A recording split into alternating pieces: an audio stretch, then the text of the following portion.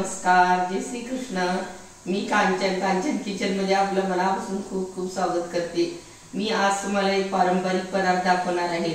त्या पदार्थाचं नाव आहे आंबील।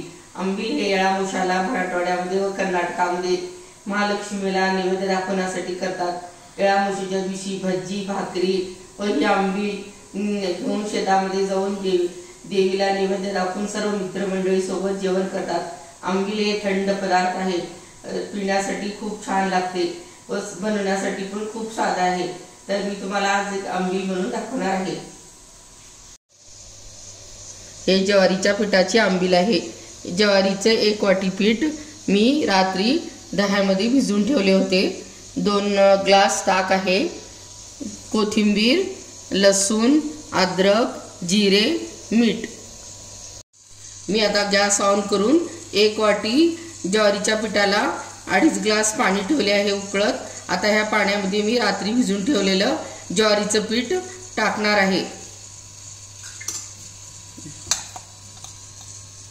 पाण्याला उकळी आल्यावर हे पीठ पाण्यामध्ये टाकून छान शिजवून घ्यायचं घट्ट होईपर्यंत।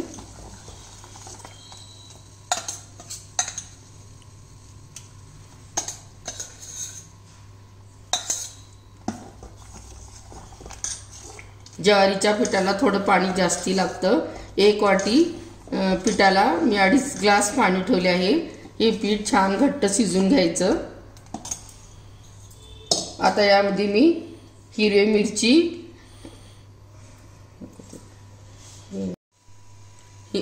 लसूण, अद्रक, कोथिंबीर व जिरे टाकून वाटून घेतली आहे मी ही पेस्ट। आता ह्या आंबीलमध्ये मी टाकणार आहे।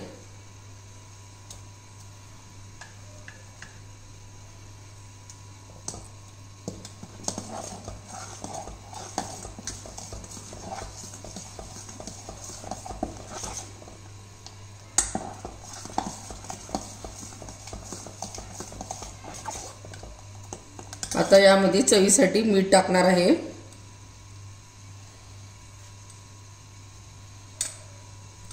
आंबील हे पिण्यासाठी खूप छान व टेस्टी लागते व पौष्टिक पण असते। बनवण्यासाठी पण खूप सोपी आहे। ही थंड करून प्यायची असते। थंड केल्यावर खूप छान लागते।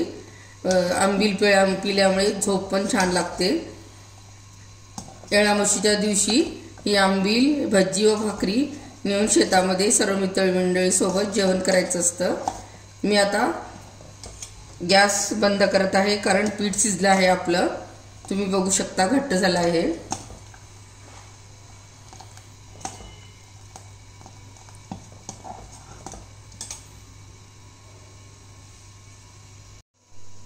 आता आपलं हे पीठ शिजून झालं आहे ज्वारीचं।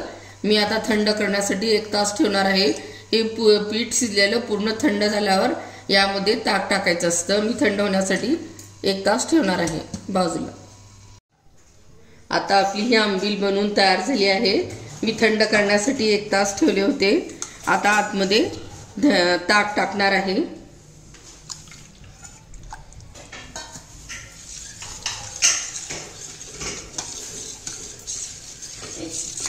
आंबील ही पातळच असते म्हणून आपल्याला जास्तीच ताक टाकावं लागणार आहे।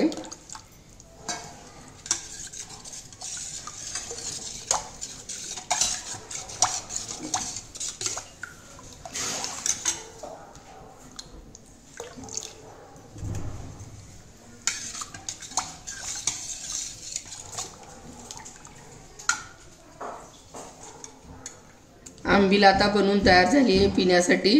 ही आंबील पिण्यासाठी खूप छान लागते। थंड करून प्यायचं असतं आंबीलला, मग छान चव लागते याची। नक्की ही तुम्ही आंबील करून बघा।